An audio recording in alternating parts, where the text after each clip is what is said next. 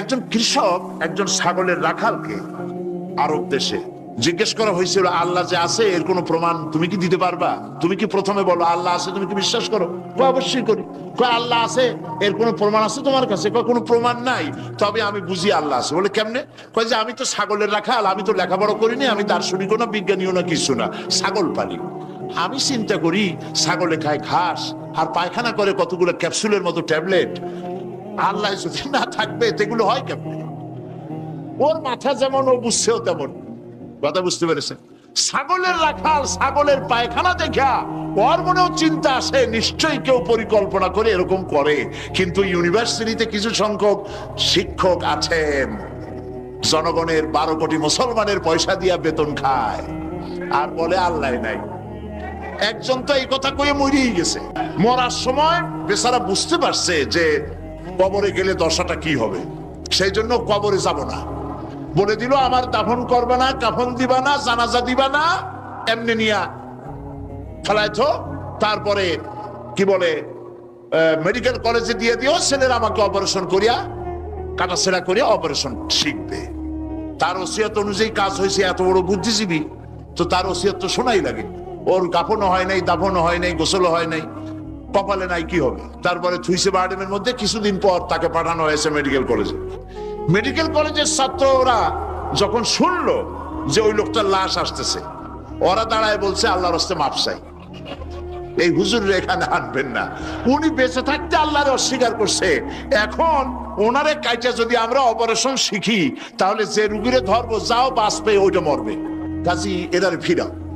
এরপরে নিয়া কোনো জায়গায় নিল না, আবার নিয়া বার্ডেমের ডিপ ফ্রিজের মধ্যে রেখে দিছে। আমার এখন চিন্তা হয়েছে যে এই লাশটারে যদি এখন রাস্তায় ফেলায় দেয় কুত্তাও খাবে না, কারণ আমার দেশের কুত্তা, আমার দেশের কুকুরেরা এতটা অভদ্র না যে কুকুরে এত পুরানা বাসি লাশ খাওয়ার মতো আমাদের কুকুর এত বেয়াদব হয় নাই, এতটা অসভ্য হয়ে পারে না। কাজী আল্লাহর সাথে যারা নাফরমানি করে আল্লাহ এরকম দেখান, তবে এগুলি বুঝবে কারা? বুঝবে কারা? আল্লাহ রাব্বুল আলামিন বলেন ওয়াতিলকাল আমসালু নাদরিবুহা লিন্নাস ওয়া মা ইয়াকিলুহা ইল্লাল আলিমুন।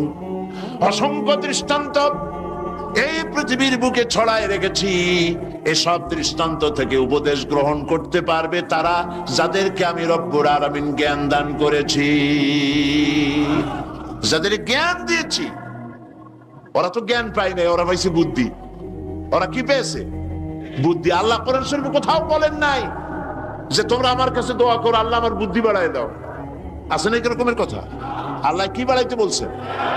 আল্লাহ রাব্বুল আলামিন বান্দাদেরকে শিখায়েছেন, বান্দার আমার কাছে দোয়া কর, রব্বি জিদনি ইলমা।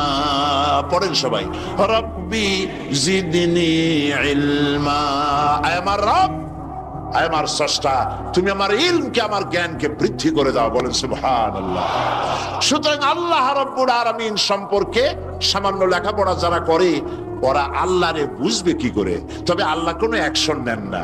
পিঁপড়া সে যদি হাতির দেখে একটা ঠ্যাং উঁচু করে বলে হে হাতি কত বড় একটা দেহ, এরকম যদি একটা বেসকি দেয়, তাহলে হাতি কি পিঁপড়ারে তাড়িয়ে আসে নাকি? আরে তোমার মতো ছাগল পাগল কইলো যে আল্লাহ নাই, তাতে আল্লাহর কিছু আসে যায়? ছাগল পাগল কুকুর ভেড়া এগুলোর কোনো দাম নাই আল্লাহর কাছে, এগুলোর কোনো মূল্য নাই। আল্লাহ পাক বলেছেন যারা আল্লাহরে অস্বীকার করে, যারা কাফের, তারা জানোয়ারের চাইতে নিকৃষ্ট। তারা হচ্ছে পৃথিবীর সমস্ত সৃষ্টি জগতের মধ্যে নিকৃষ্ট হচ্ছে তারা যারা কাফের, যারা আল্লাহকে অস্বীকার করেছে।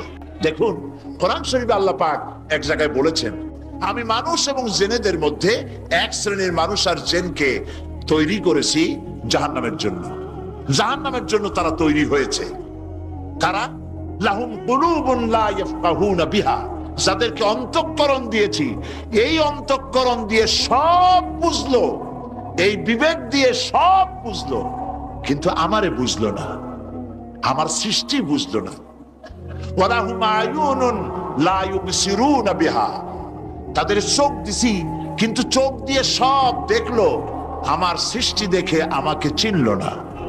তাদের কান দিলাম এ কান দিয়া সব শুনলো, কিন্তু মজলুম দুর্বলের ফরিয়াদ তাদের কানের মধ্যে ঢুকলো না। উলাইকা কাল আনআম, আল্লাহ পাক বলেন এগুলি হলো চতুষ্পদ। কি কোন আপনারা বলেন কি? জানোয়ার। কে বলতেছেন? আপনারা কি রাগ করতেছেন নাকি? আর রাগ করলে হবেটা কি? সৃষ্টি যিনি করেছেন, এই পদবাচ্যে বিশেষিত বিবেচিত করেছেন সেই আল্লাহ।